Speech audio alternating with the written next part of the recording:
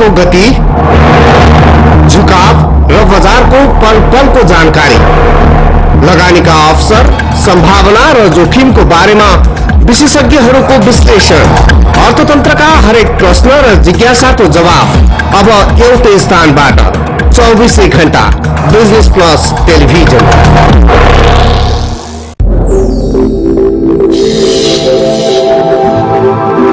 यो हो Padma media group. तपाईं हेर्दै हुनुहुन्छ business plus television.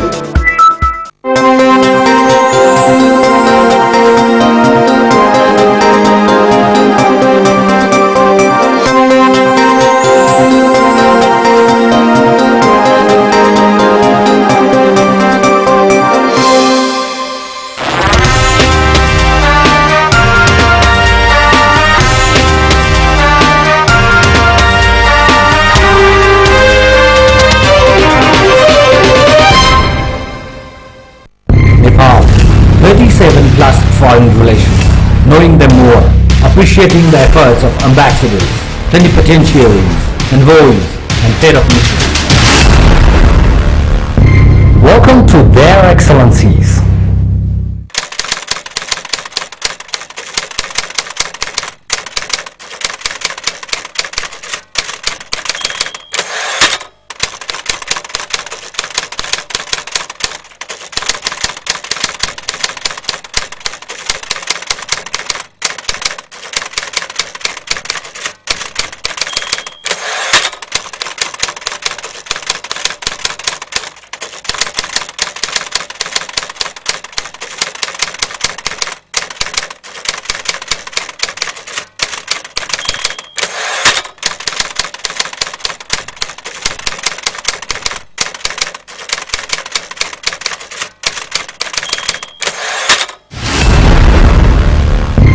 Welcome to their excellencies.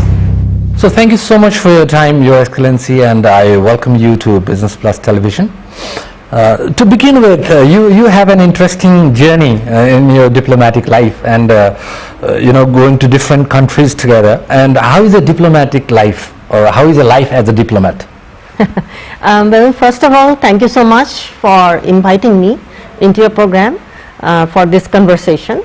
Actually, a diplomatic life, sometimes I tell people that people think that diplomatic life is very glamorous, but actually it is not. It is a lot of our time is spent on very boring, regular, mundane, administrative issues and things like that.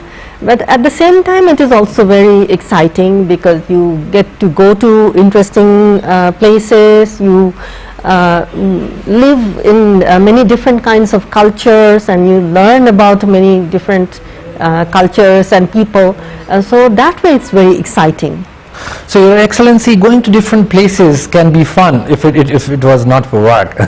So, is this a cross-cultural or multicultural exposure sometimes a little bit taxing?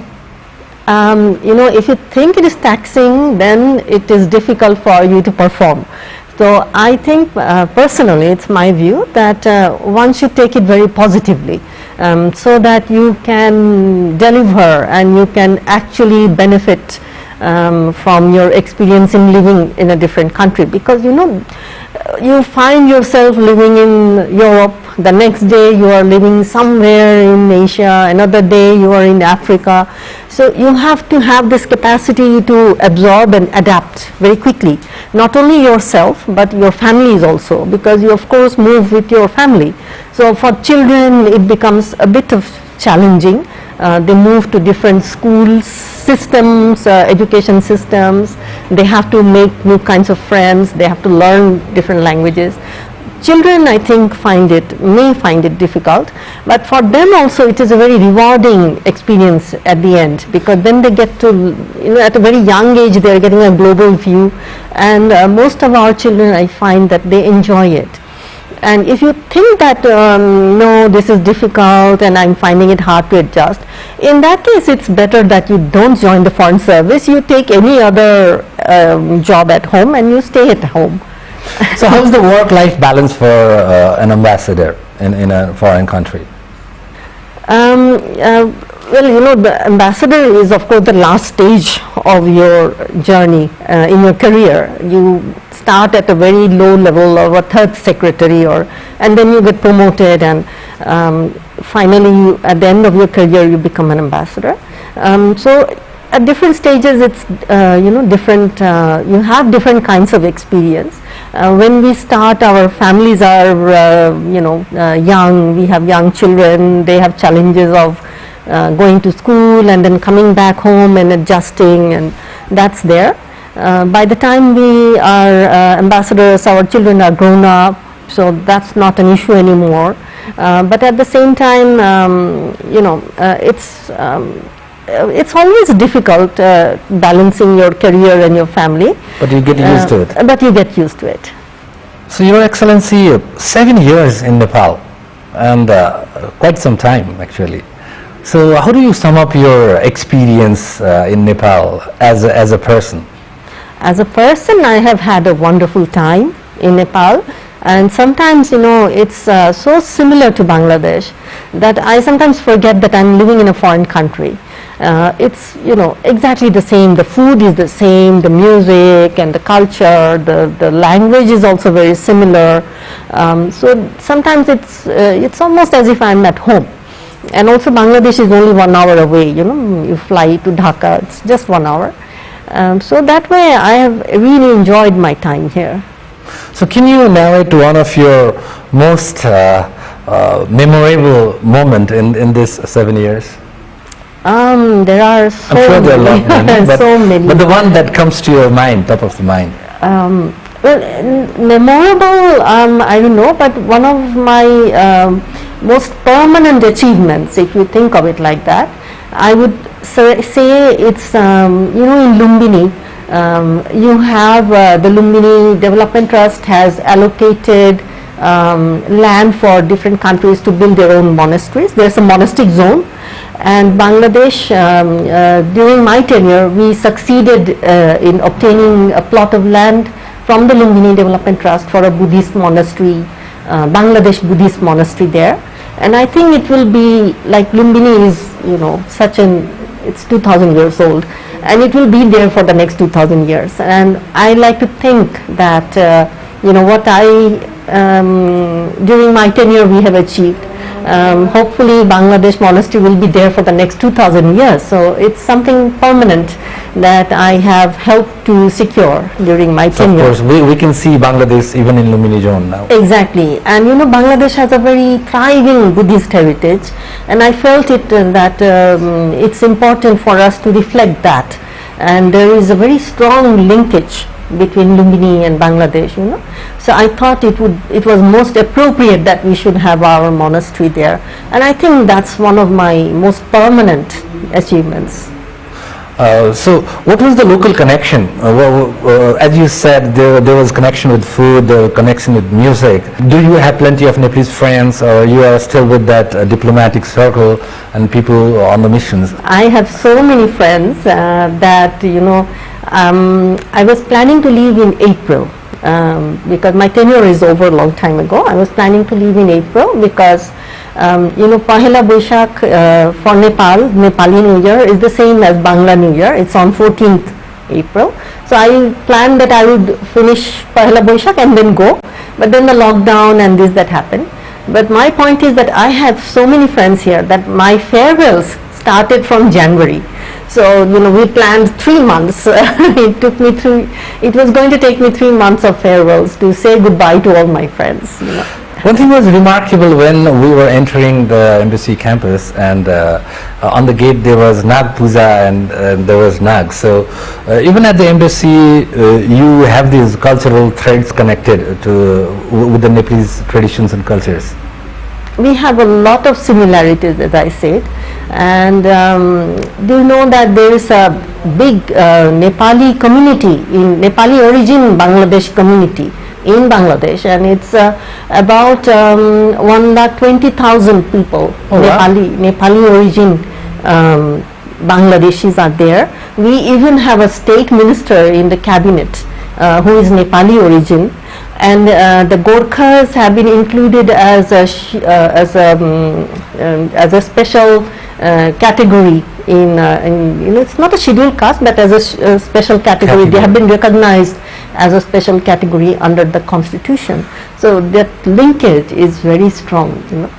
So the presence of Nepal in Bangladesh is equally strong. Exactly, it's very strong. There is even a Gorkha Para in Rangamati, which is one of our hill districts in eastern Bangladesh, southeastern Bangladesh.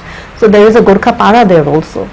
7 years is good time, and about your observation and the people to people connect. It is very surprising, as you mentioned, that there is a significant Nepali population, Nepali origin Bangladeshi population in Bangladesh. But I was going through the tourism and other data which are not as significant as related to other neighboring countries. That people to people connect, for example, like how many Bangladeshi restaurants are in Nepal, or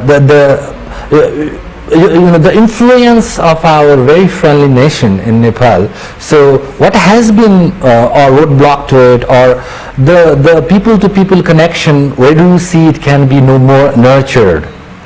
There is a lot of scope to nurture this people to people contact. Because right now we welcome about 25,000 to 30,000 Bangladeshi tourists in Nepal. I think that number can easily be doubled, because Bangladeshis, we are becoming more affluent. We have recently graduated from an LDC to a middle income country, and a lot of Bangladeshis are now enjoying foreign travel, and for them to come to Nepal is so convenient. It's, as I said, only 1 hour away, and Nepal, it's very similar, but at the same time it's very different, because you have the high Himalayas, and our topography is completely flat, and we have the sea. And for us, it's a beautiful experience to enjoy the White Mountains and the Himal. So people love to come here also. But I think there could be more tourism promotional from Nepal side. So is it only about promotion, to promote the tourism, to invite more and more Bangladeshis to come to Nepal and vice versa? So do you think, is it only promotion, or there are a few other infrastructural interventions that needs to take place? Well, another is that if we could have direct bus service from Bangladesh to Nepal and Nepal to Bangladesh, that would be very beneficial. That would be very easy, good for the budget traveler and young people also, because from the northern tip of Bangladesh to Kakarvita, it's only around some say 30 kilometers, others say even less. Let's say about 80 kilometers by road. If you take the road, it's around 80 kilometers, which takes about 2 hours. So it's nothing. So if we had direct bus connectivity, then we could have people coming just for the day, from the northern Bangladesh. They could come, go to Ilam and enjoy the Kanchenjunga, view of the Kanchenjunga, and go back, because you can also see Kanchenjunga from Bangladesh. So you could, they could come to Nepal and see the other side of the Kanchenjunga, and then that could be a very interesting way of time. So during your tenure, Your Excellency, what kind of initiatives have you taken to actually connect or clear that bottleneck? Well, actually it's not me, but we have been working towards this motor vehicle, BBIN motor vehicle agreement, the Bangladesh, Bhutan, India, Nepal motor vehicle agreement. This was signed in June 2015, and then Bangladesh, India and Nepal have ratified it, but for some reason Bhutan has not been able to ratify the agreement. They have some reservations. So now we are trying to work out a mechanism by which Bangladesh, India and Nepal can go ahead. Bhutan can join later when they are more comfortable. But now Nepal also has some issues about service charges or some reservations. I think there is some worry that operators from Bangladesh or India will come and take over the Nepali transport sector. It's not like that. There are very strict stipulations are there in the protocols. So I think this motor vehicle agreement would be hugely beneficial, not only for tourism, but it would also allow us to expand our trade, because what is happening now is that the Nepali trucks are going to the Bangladesh, to the land port in Bangladesh, Bangla Bandha, and the trucks are loaded there, and then they come here and they are bringing our exports and imports. But if the motor vehicle agreement was in effect, the trucks could be loaded at the warehouse. So there would be no, no transshipment, and it would reduce the breakage, breakage and the labor cost, and it would be so beneficial. And so many times our exporters are complaining that around 20 to 30% breakage is happening because of this transshipment, and also delays. So where is this agreement stuck? Or I think Nepal is still trying to work out what are the benefits and what are the problems, and once Nepal is comfortable with it, this can go ahead. So I'm sure you have worked closely with government and various other Nepalese stakeholders. So in your experience, how are they? Are they welcoming? Are they fast enough? Is the decision making good, or are the person good but there are systematic delays that happen? So were you frustrated or excited in your 7 years? No, you see, Nepal has been going through a transition. During my whole tenure here, Nepal has been going through this political transition. It has been a very exciting journey to see Nepal's journey, democratic journey, as an observer. And during this transition, naturally, a lot of things will be delayed. A lot of things need to be worked out. You are experimenting with a new system, the federal system.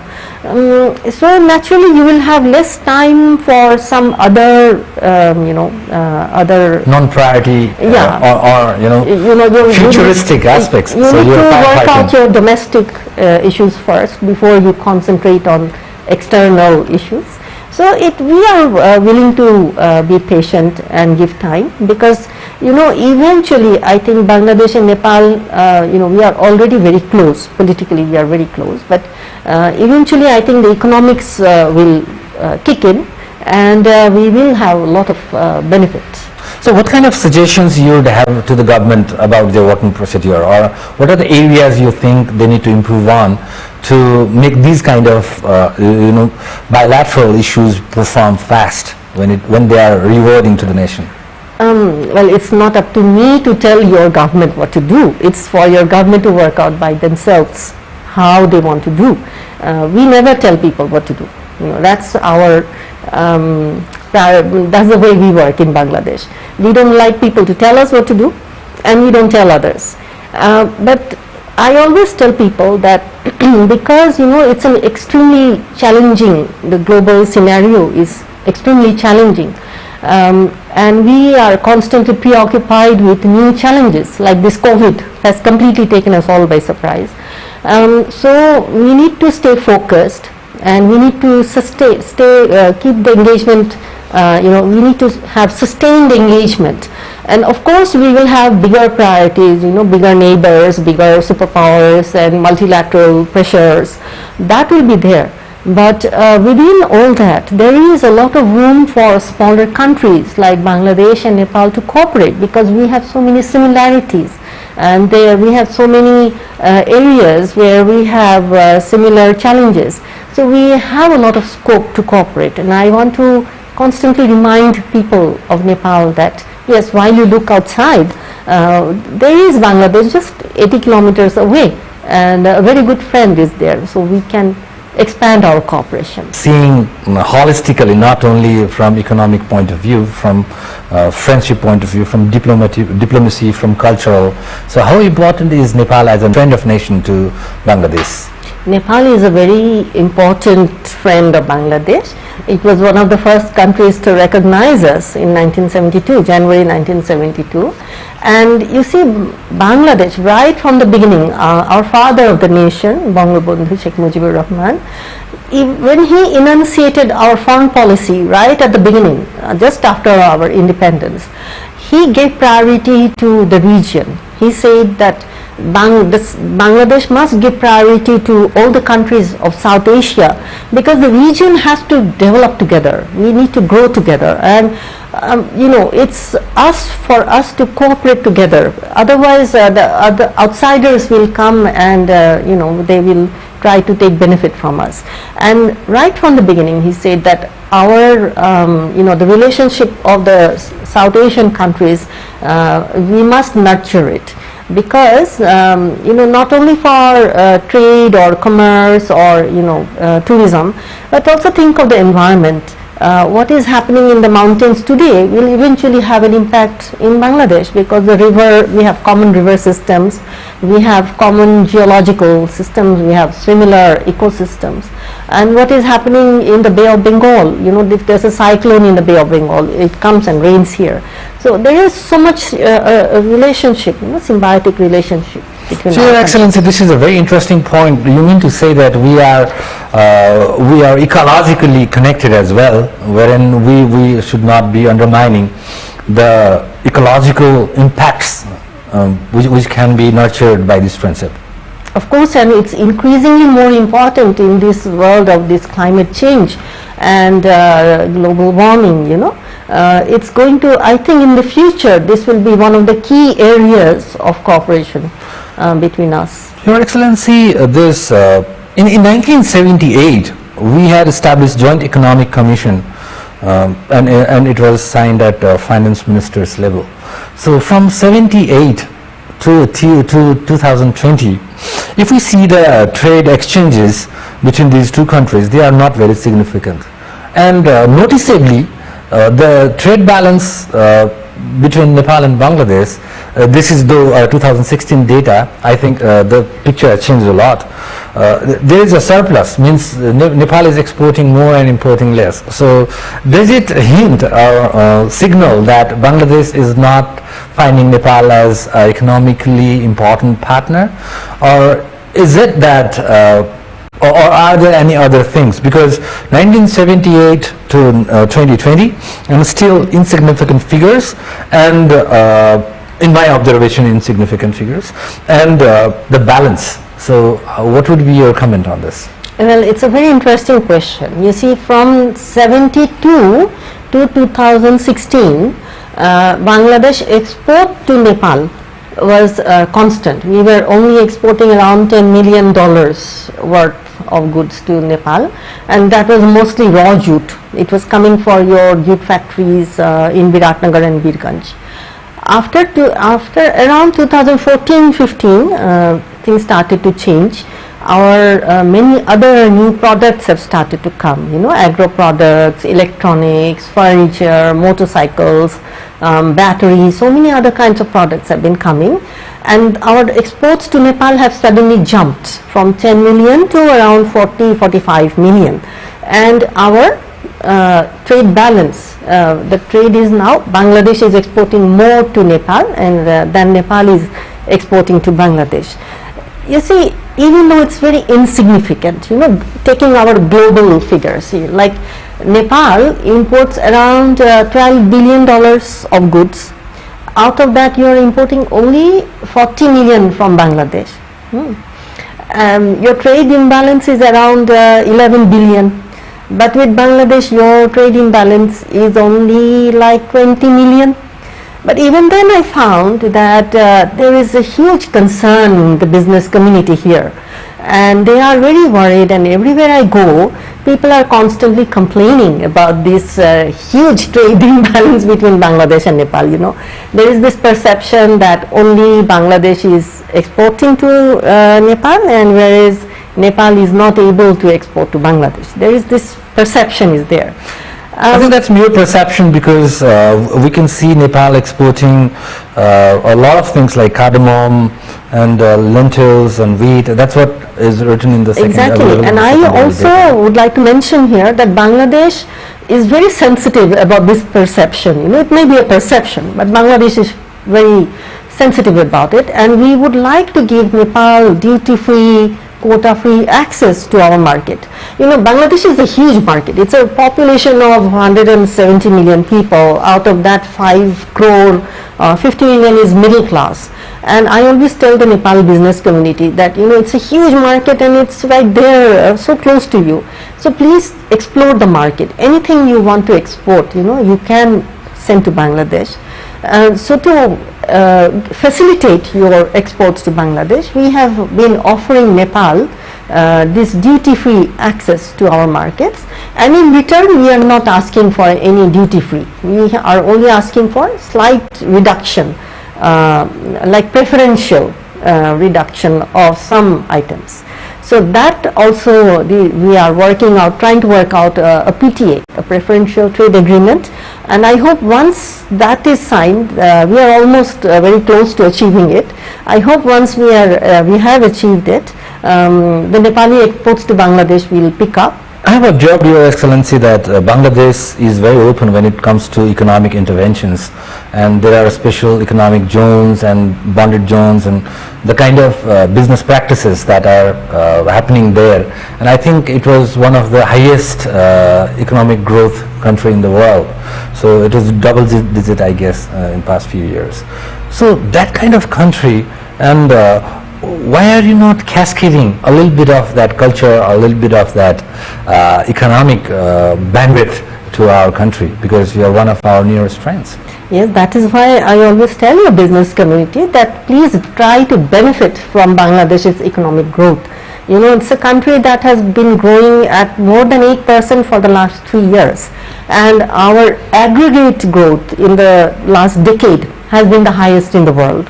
So, Excellency, like to be more specific on this, to the business people who are watching this television show, what kind of message you have, like what is the opportunity in Bangladesh, because you know Nepal, the context of Nepal as well, so what kind of Nepalese businessman can see immediate opportunities in Bangladesh, and what kind of incentives or red carpet they can enjoy? You see, if you're thinking of exports, like all your products are very popular in Bangladesh, you know, your pashmina shawls, your handicraft items, your jewelries, your fruits and vegetables, you know, avocados, you have so many, you know, it's so plentiful here, and avocados are so expensive in Bangladesh. Your apples, we are importing apples all the way from Australia, so we can import your apples. Your tea and coffee, you know, everything would be very welcome in Bangladesh. And also, if you know, if Nepal would like to invest in any industry in our special economic zones, we give very high incentives. Yeah. And Nepal can, any Nepali company can invest there, and from there you can export to any of the third countries you would like to. And also, you know, Bangladesh has offered Nepal the ports of Chittagong and Mongla for use for transit, you know, to third countries. So all those offers are there in the table. I think another perception that is there, and I would like to thank you for giving me this opportunity to bring the positive news about Bangladesh to Nepali viewers. There is there is not much news is coming from Bangladesh to Nepal, or even of Nepal to Bangladesh, and it's only news of floods or disasters that's coming here, you know. So that way the perception for many Nepalese, I find, is that of Bangladesh 30 years ago, that it's a very poor country and poverty, and you know, people are not very well off. So that perception is there. Perhaps it's also our fault that we have not been able to project the positives. So that's where we need to work a bit harder, I think. And about the connectivity, connecting Bangladesh and Nepal, what are the activities in pipeline, and how soon you see them getting executed? As I mentioned, the motor vehicle agreement, that would be a very key element in promoting the connectivity of our two countries. Also, Nepal has recently expressed an interest in the waterways, accessing through the inland waterways for you know, transportation of goods. That's there because Bangladesh is a riverine country, and Bangladesh and India already have a model of riverine transit and trade. Riverine is there, riverine use is there, so Nepal can also benefit from that, and also air connectivity can also be promoted, because we right now have Dhaka, Kathmandu only. Nepal has also expressed an interest in the regional, you know, like connecting the smaller airports like Bhadrapur and Biratnagar with one of our northern airports. It's Saidpur and Lalmanirhat. Wow. So if those are connected, there will be only like 15-minute flight from Saidpur to Bhadrapur. So that can also benefit the localized transport, and it will be cheaper. And also recently Himalaya Airlines has started going to Bangladesh. They have also requested, they are planning, I think, to go to Chittagong, not only connecting Dhaka but also connecting Chittagong. So a lot of options are there, you know, so we can think of connectivity in all kinds of forms. But you know what I always want to underscore is that it's not only the physical connectivity, it's, you see, a connectivity of minds and ideas and you know, a connectivity of the people that's important. Unless we have the connectivity of the minds, this physical connectivity cannot be implemented. But how do we make that connectivity contagious? Because I was myself there in Bangladesh, and I was at a painter's place in Gulshan, and the kind of welcome I got, the kind of warmth I felt was exceptional, let me tell you. But a lot of people are not going to, you know, Chittagong is such an interesting place. Bangladesh has a lot of very interesting places.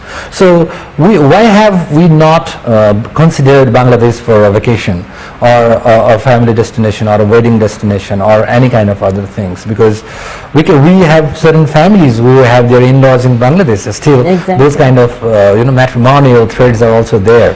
So where is this whole thing you know, delayed? Not only that, we have a huge Nepali student community in Bangladesh. There are about, some say 5,000 Nepali students are there, I don't know. Every year around 500 to 600 Nepali students are going to Bangladesh, mainly for MBBS, and other subjects are there also. And then they come back and they bring this goodwill that you are talking about. Just today, this morning, I was talking to Dr. That is yet to spread to the common Nepalese people. That is there, that problem is there. I think in a certain way, also, you know, all the Bangladeshi tourists who come here, they go back, and I think our preoccupations, we are still young nations. You know, of course Nepal is one of the oldest nation states, but even then, you know, Bangladesh is a very young nation. Next year we will be celebrating 50 years of independence. So I think for us there are so many challenges, you know, challenges of poverty, of the challenge of feeding our people, giving health care to all our people. I think those challenges are sometimes overcoming us, and we find it difficult to maybe Bangladesh and Nepal will be connected through what ways? Is that a pretty feasible idea, or is it more of a fairy tale? No, there is no reason why it should not be, because we have common river systems, and you know, 30% of Bangladesh's rivers are getting the waters from Nepal, you know, because Bangladesh has three major river systems, the Ganges, Padma, and the Brahmaputra, and then the Meghna system. And out of the Ganges, you know, you are contributing, it contributes around 30% to our river system. So Nepal is directly contributing so much to us. And as I mentioned, we already have a very strong network of inland waterways with India. So you think it's feasible? I think it's feasible and it's practical. Do you think it's far? You know, a lot depends on how the officials and people, a lot depends on our will, how we would like, how fast we want to get it done. How much is that will? No, that depends, you know, because riverine transport is like, it is the cheapest and the most eco-friendly form of transportation. So that way it will benefit Nepal. So it depends. I mean, I am not very sure how exactly. I know people are working in Nepal. People are working to, you know, to transform this into reality. So let us see. You're hopeful? I'm very hopeful. Optimistic? I'm always very optimistic. Talking about hydropower, can Nepal consider Bangladesh as one of the most prominent client?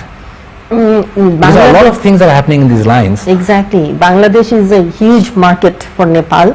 Bangladesh, with our fast growing economy, our demand for power is growing so fast. Right now, our production capacity is about 21,000 megawatt. But within 10 years, that demand will cross 40,000 megawatt. And we would like to, most of it is, our production is from coal or gas based power plants, and we want to transform to clean, green, renewable sources of energy because of the environment. And Nepal hydropower is the cleanest and the greenest and the most renewable source of energy. And I think that is the most win-win situation for both of us. And so that's why in 2018 our two countries have signed an MOU for cooperation in this sector, and we have moved very fast in this. The secretaries are meeting, joint working groups. Your Excellency, in your assumption and forecast, when will you buy the first unit of hydropower from us? Well, I was talking to your officials the other day, and they are also very optimistic. I can't give a deadline, a set date, but I hope it will be very soon. It's not very far off. What has been the most beautiful political regime which was very much promoting this friendship? I think we have been building up, it's a step-by-step process, and you cannot really you cannot highlight or you cannot pinpoint. But was there no leapfrog initiative in this relationship when it comes to the political sphere? Like together we have, I like to think that it's an incremental process, and for example last year our Honorable President visited Nepal, and this was the first time we had a bilateral presidential level visit from Bangladesh to this country. And we have also been, we were looking forward to welcoming Right Honorable President of Nepal to Bangladesh this year to help us to celebrate the birth centenary of our father of the nation.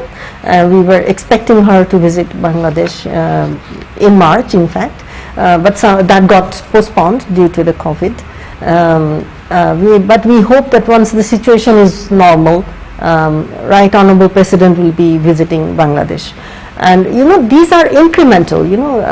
Foreign Minister visited Bangladesh this February, and it has been after a very long time. So I think it's not the lack of visits. If you take it as a way, if you like to think that these are the highlights of the relationship, the lack of visits does not really mean that there is no good relations between the countries. It's just that, as I said, we have so many preoccupations. Nepal has been going through a transition. Yeah. Bangladesh itself, for 21 years we had, our political system was, not very, we were also going through a lot of transition and ups and downs. And it's only in the last decade, since 2009, we have had a very good stability, and we have been able to focus on our priorities, and Nepal is a priority country for Bangladesh.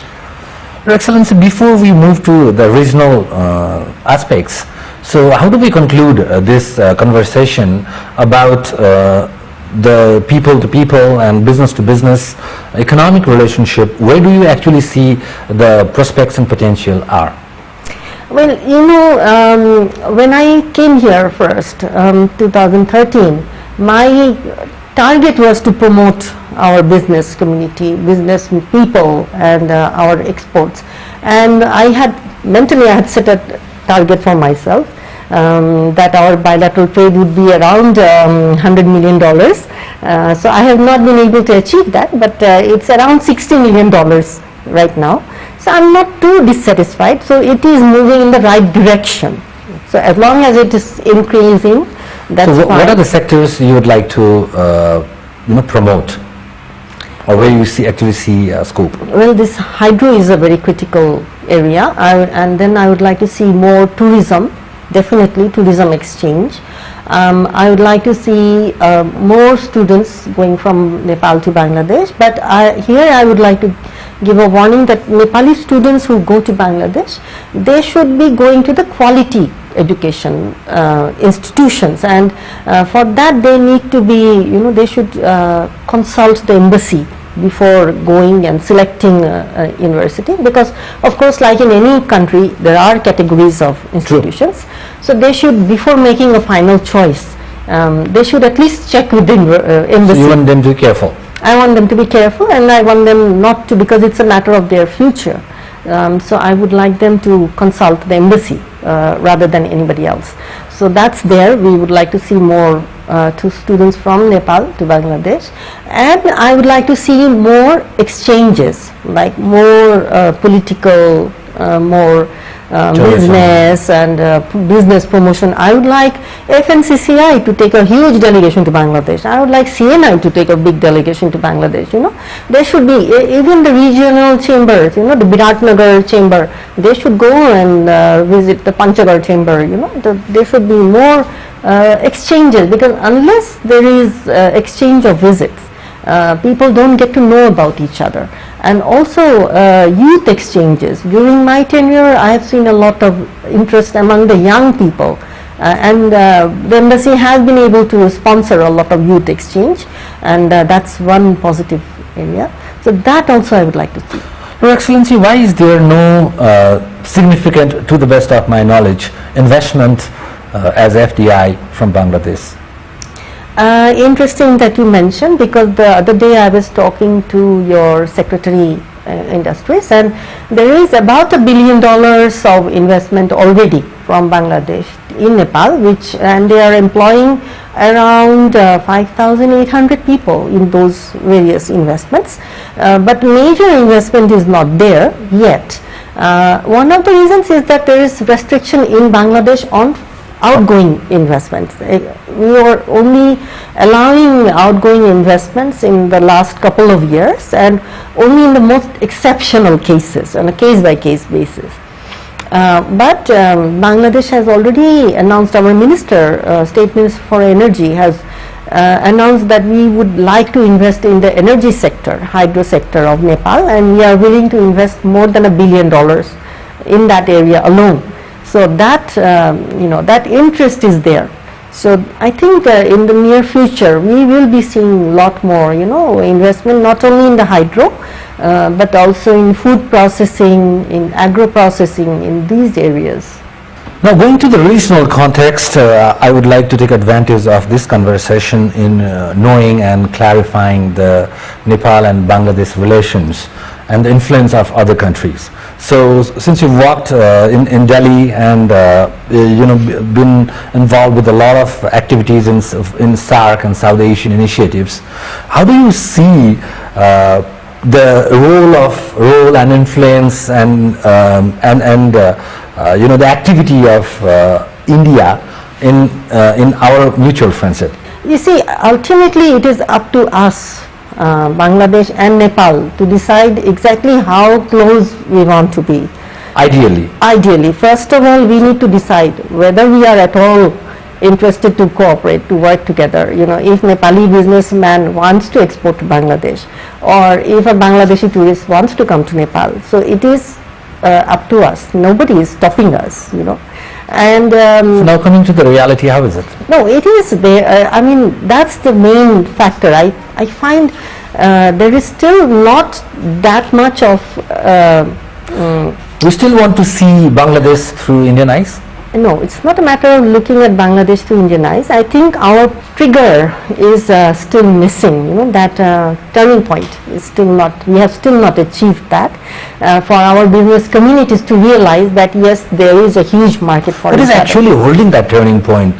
I think what's holding that back is lack of interest and lack of knowledge, basically, if you put it like that.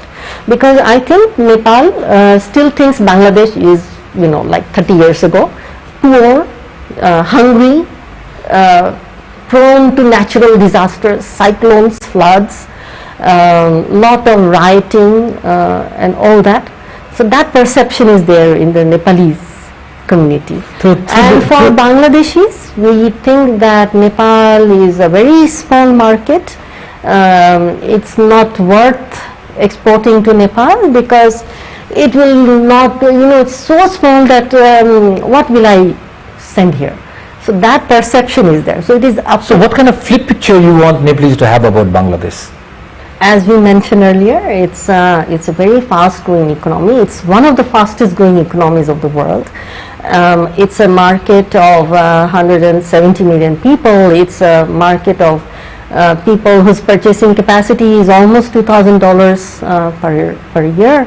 And very tasty food, beautiful places to go. No, and it's a market that's growing. The important factor is that it's growing. It's not stagnating. It's vibrant, and there are many areas, many things that there are, that we could working together. Bond together.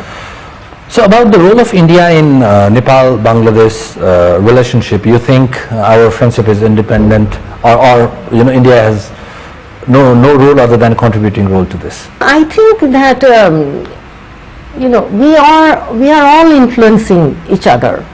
Bangladesh is also influencing India-Nepal relations.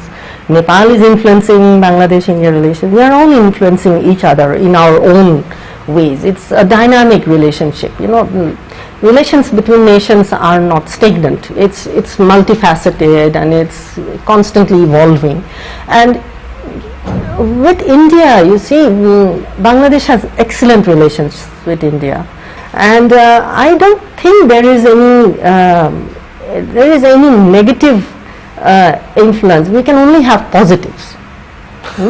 So, like many people say that, our exports to Bangladesh is hampered because of the transit.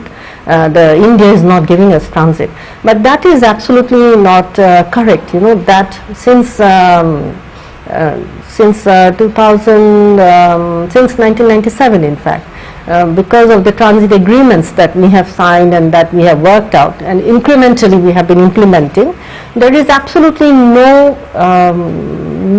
hassles, no roadblocks from roadblocks for any product to go from Nepal to Bangladesh, or for coming from Bangladesh to Nepal. But what would facilitate it? But that's very interesting. It is usually a different story that is told to us through many means, and thanks for clarifying that. But what would facilitate it further? It's that motor vehicle agreement that would allow any bus to come from Bangladesh via India to Nepal. Well, Nepal is to act. So the ball is in Nepal's court. Yes, it is. Sooner it reacts to it or responds to it, sooner the better. Okay, talking about SAARC, do you think SAARC is still a binding mechanism, or has it become a very ritualistic association? Again, SAARC suffers from an image crisis. There are a lot of areas where SAARC is actually still working in the grassroots level. A lot of areas of cooperation is actually going on right now. What's happening is that the summit is not taking place. So the summit is there. It's very important for the photo op, but the cooperation is it's very much going on. People are working exactly together. We're seeing SAARC, for me honestly, except few subsidies and few tariff related aspects and this summit, I do not feel the existence of SAARC. Let me ask you a question. What do you expect SAARC to do? I would at least expect SAARC countries to be connected, probably a very easy visa process between the countries, very easy, no, not only easy, very easy, or free visa connectivity, and open trade concerns, and few things which are shared, few infrastructures like transmission or any other infrastructures, a road network, which are interconnected. So these are the things that I would at least expect when we are in a regional cooperation. SAARC, originally the South Asian region was very well interconnected. The different kingdoms were trading with each other. There was, from Bengal, goods were going all the way up to Afghanistan or coming to Nepal, and from South India they were coming to, there was a lot of, the small kingdoms were very well connected. it's only when the British came and then they imposed a lot of new systems, and that this interconnectivity, this regional interconnectivity was stopped and blocked. And then when they left, they created the partition, which hardened these broken connections. yes, this finally broke all this interconnectivity. So what we are trying to do with SAARC is reconnect the region. And of course the historical legacy, 200 years of colonial rule. Nepal was not colonized, so Nepal does not have that colonial hangover. But we in Bangladesh, and I'm sure in India and Pakistan also, this colonial hangover is there. And also for Bangladesh, the colonialism continued up to 1971, after 47, continued up to 1971, and so we need time for all those hangovers to go away before we can go to this ideal what you have described, and we are on the way to achieving it. SAARC visa regime is there, and there's a lot of visa stickers are given to the business people, to the bureaucrats and to the politicians. So there is visa-free movement among the SAARC countries. We have worked out, SAARC power agreement is there. So a lot of things are moving in the right direction. How does Bangladesh think about China coming into this SAARC network? Bangladesh also has excellent relations with China, and we want to see more involvement of many more important nations, because that way it helps us to it creates more space for cooperation. So Japan and USA are already cooperating, ASEAN is there, and EU is there, so China can also come and cooperate. What would you like to suggest the excellencies who are coming to Nepal? Based on your experience, what should they be careful about, and what should they be doing, and what should they be not doing, or any guidance as as an ex-alumni of ambassadors of Nepal? No, I don't want to give any specific directions. I just want everybody, and all the ambassadors are, whoever is coming here are already very experienced. So we all come here with a very open mind and a very open heart, and we want to enjoy what Nepal has to offer to the fullest extent. That is all my advice. Has this country treated you well as a person or as a diplomat? I'm especially talking on people's behalf. So is there anything that you want to request our people? No, in fact, I think the only complaint I have is that people are too friendly and you make me feel so comfortable. You made me feel so much at home. And really, I'm taking back I'm leaving behind, I think, a large part of myself in this country, and taking back a huge part of Nepal with me in my heart. So really, there is nothing for me to complain about. It's been a fantastic experience. I have really enjoyed myself, and I suddenly realized that 7 years had gone by, because I was having such a great time. So it's been really good. So what has been your favorite food in Nepal? Oh, there are so many, but of course momo is there, but your dal, all kinds of dal that you have, I also enjoy all kinds of dal, and I love your chilies. You have so many kinds of hot chilies. I love your hot chilies. So Your Excellency, like concluding, so what would you like to appeal or suggest the Nepalese people who are watching us through this television? Well, I would like to welcome the people of Nepal to Bangladesh. I would like to ask them to come and visit and see for themselves whatever I've been talking about. All these progress, under very dynamic leadership of our Prime Minister for the last 10 years. We have achieved a miraculous growth, and we have really turned around Bangladesh, and it is something that you need to see to believe. Actually, many people tell me that until I visited Bangladesh, I had no idea that it was like this. So I want people to actually visit Bangladesh, to experience Bangladesh, and then to be able to take our relationship forward. Thank you so much for your time. So thank you. Nepal, 37 plus foreign relations, knowing them more, appreciating the efforts of ambassadors, plenipotentiaries, envoys, and head of missions. Welcome to Their Excellencies.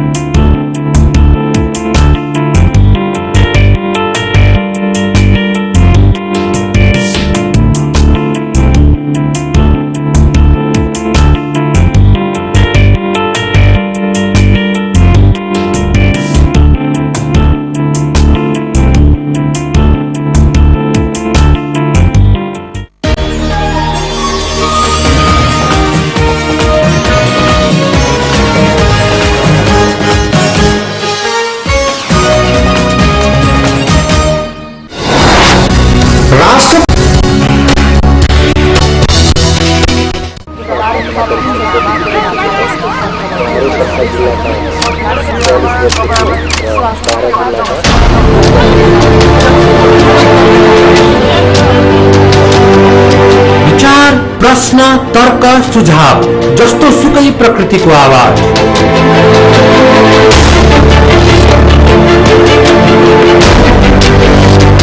योजना, कार्यान्वयन, प्रभाव, परिवर्तन जुन सुकै सन्दर्भको आवाज।